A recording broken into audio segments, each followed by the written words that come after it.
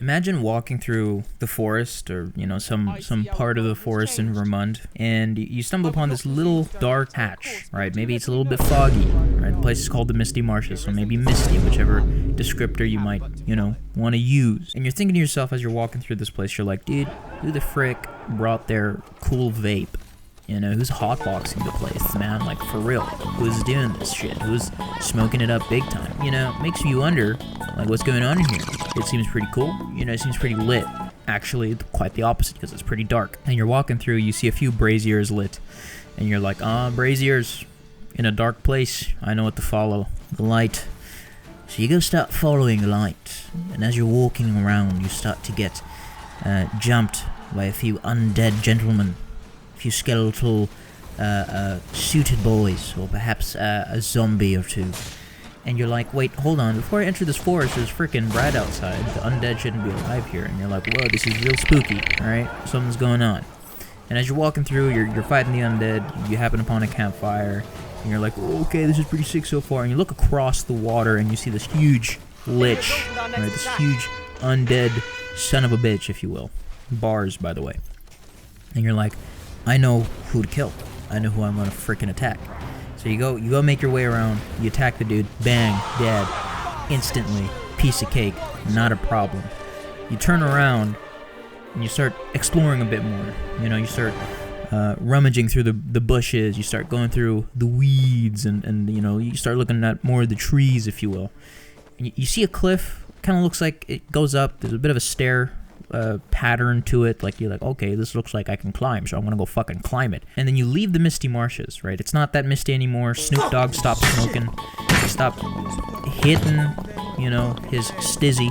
He stopped hitting the vape, and he's up there.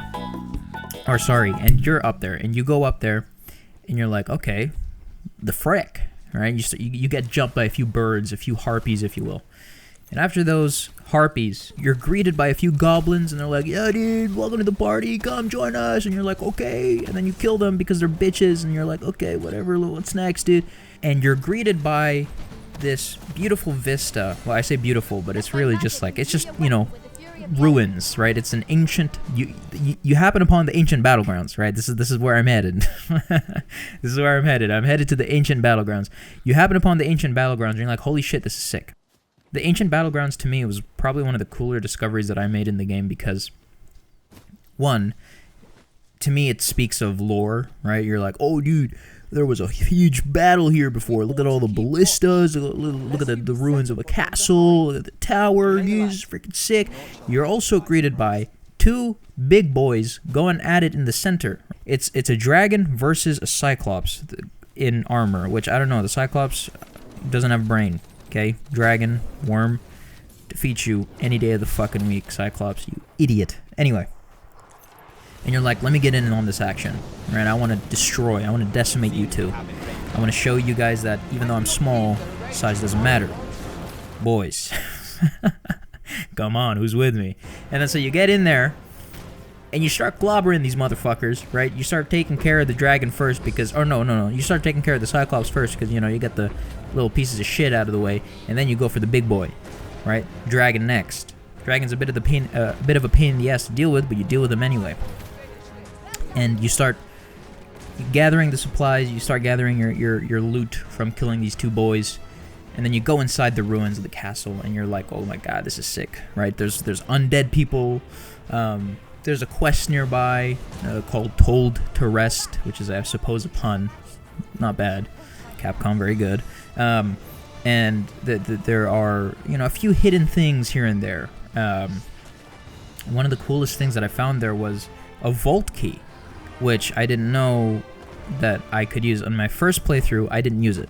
My first playthrough, when I discovered the Ancient Battlegrounds first, I didn't know where to fucking use it. Second playthrough, or my New Game Plus, I searched online. I was like, okay, I know where to use it now. The Ancient Battlegrounds, like, you're halfway through it, right? You're 2/3 of the way through it. There's one more big thing. As I was exploring the Ancient Battlegrounds, I found an entryway to what would be the lair of the Sphinx. And I think the Sphinx is one of the coolest entities or beings in the game. I think it's just so cool to have. And the Sphinx looks cool. Like it's got like these purple, deep purple eyes that stare into your soul, and it also, you know, tells you a few riddles here and there, which are a little bit, you know, spooky, because riddles are spooky like that. Albeit I understand some of the riddles can be a pain in the ass to deal with, but in any case, Sphinx was cool. I think discovering the Sphinx without the use of a guide was actually one of the cooler things for me, just because it's like it felt very you know, organic. Obviously, you don't have to do it that way. You can always just use a guide. But to me, it was just like, oh my god, I was immersed. It was really cool. I really liked it, and I thought that whole trek from going into the misty marshes, discovering the ancient battlegrounds, and then discovering the Sphinx and seeing, you know, the little tidbits, the little trail of treats that you would get before meeting the Sphinx, as in, like, you would see murals or like broken stone murals of people interacting with the Sphinx, and you're like, oh, this is a big mystical boy, being, beast, whatever. It's really cool. Love this game to death right now. It's one of the only games I'm playing. The other game that I'm playing is Diablo 4, which I know is a bit of a far cry from Dragon's Dogma 2, but I'll be honest with you, I'm actually having some fun with Diablo 4, so fuck you if you don't think I can have fun with that game. I can, and people do. Alright, yeah, like, that's basically all I wanted to talk about, is just like my experience with the ancient battlegrounds, the misty marshes, and the Sphinx. I think it was all a very cool sort of trail to follow, and I think it was a very cool organic experience that I had. Organic experience? What the fuck does that even mean? I don't know.